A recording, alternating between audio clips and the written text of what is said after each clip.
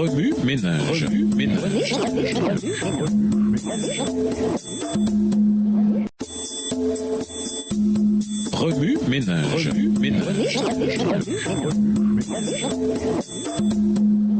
Bienvenue dans votre émission Remue ménage. Nous voilà à la leçon de dimanche. Fini l'esclavage. Lorsque je me suis demandé qu'est-ce que ça signifie se vanter de la croix du Christ, je suis tombé sur quelques pensées clés de l'humilité. J'ai compris qu'en fait, cela n'avait rien à faire avec moi.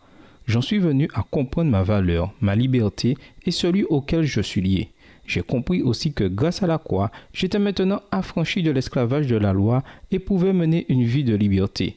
J'ai découvert à quel camp j'appartenais et où le Christ me conduisait. Abandonner le mensonge. Lisons Galates 1, les versets 7 à 9.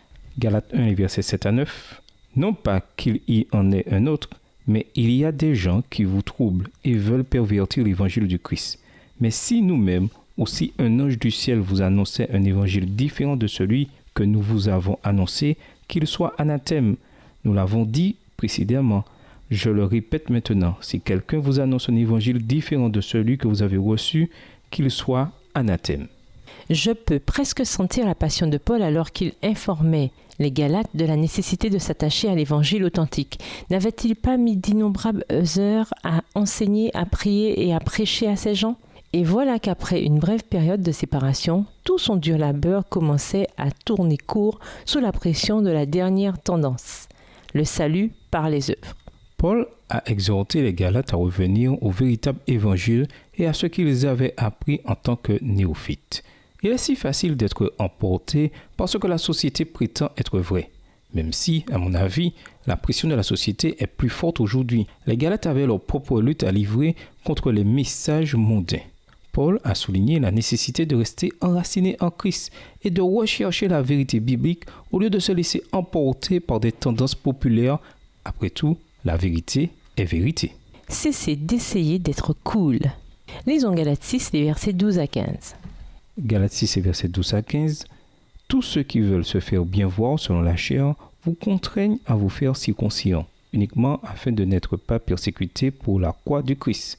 Car eux-mêmes, ces circoncis, n'observent pas la loi, mais ils veulent que vous vous fassiez circoncire pour se glorifier dans votre chair.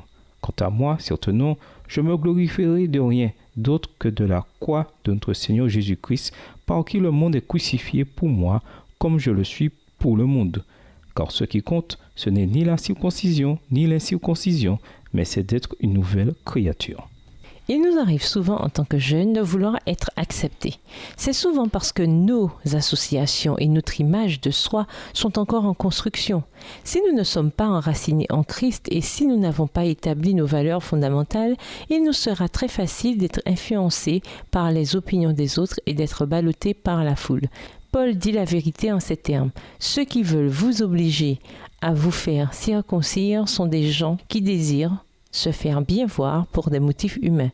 Ils veulent uniquement ne pas être persécutés à cause de la croix du Christ. Galates 6, verset 12. Tout le monde cherche le confort et personne n'aime attirer l'attention sur soi de façon négative. C'est l'une des raisons pour lesquelles il est plus facile de se conformer aux autres, ce qui nous évite la persécution, que de se vanter de la croix du Christ. Mais ne savons-nous pas qu'en tant que chrétiens, la persécution viendra ? Alors, pourquoi la fuyons-nous à chaque occasion de témoigner de notre foi et de diriger le regard vers la croix du Christ ? D'ailleurs, tous ceux qui veulent mener une vie fidèle à Dieu dans l'union avec Jésus-Christ seront persécutés. De Timothée 3, verset 12. Lorsque nous comprendrons vraiment celui qui vit en nous et reconnaîtrons sa puissance, nous ne craindrons plus et ne serons plus esclaves de la peur. Galates 2, verset 20. Fini l'esclavage du péché. Lisons Romains 6, les versets 1 à 7. Romains 6, versets 1 à 7.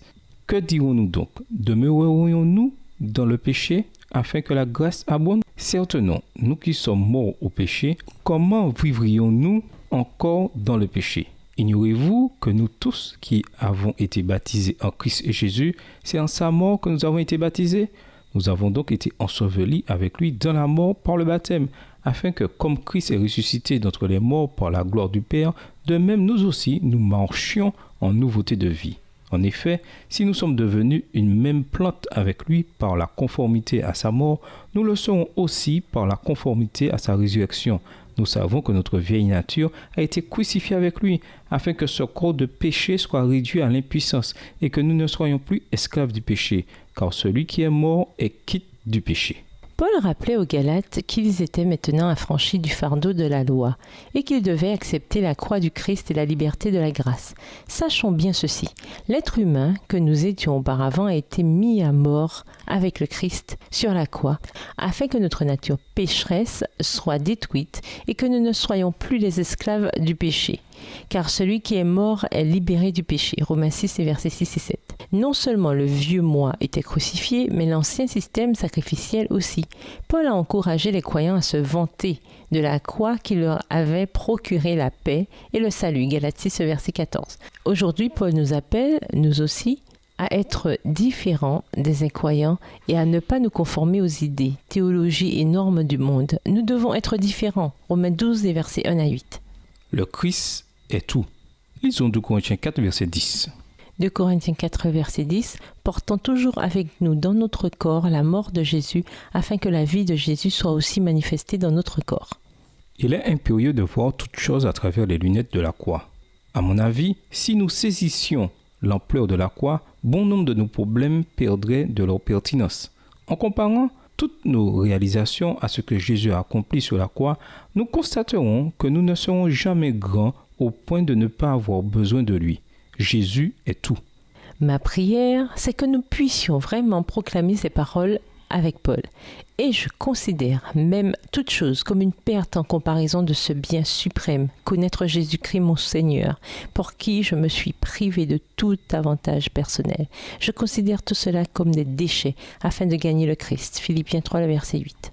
Si vous lisez ceci, c'est que vous avez eu le privilège d'entendre cette nouvelle transformatrice. Tant de gens accepteraient de mourir pour entendre la bonne nouvelle de la croix. Tant de gens ne l'ont pas encore entendue. Nous avons encore et toujours le mandat d'apporter la bonne nouvelle au monde entier. C'est, par-dessus tout, notre plus grand objectif ici-bas. Lorsque nous l'apprécierons, vraiment, nous nous mettrons à l'œuvre. Qu'allez-vous faire de cette vérité? La laisserez-vous transformer complètement votre vie ou la prendrez-vous pour acquise? Étant naturellement égoïste, il nous est beaucoup plus facile de nous vanter de nos exploits. Mais le plus grand exploit que nous pourrons jamais accomplir sur cette terre, c'est de tout abandonner à Jésus, toute la gloire, tout le soutien, tout le crédit. Oui, ménage, pourquoi revenons-nous sans cesse à nos chaînes? Selon vous, que veut dire se vanter de la croix du Christ? Au revoir. Et à demain si Dieu veut.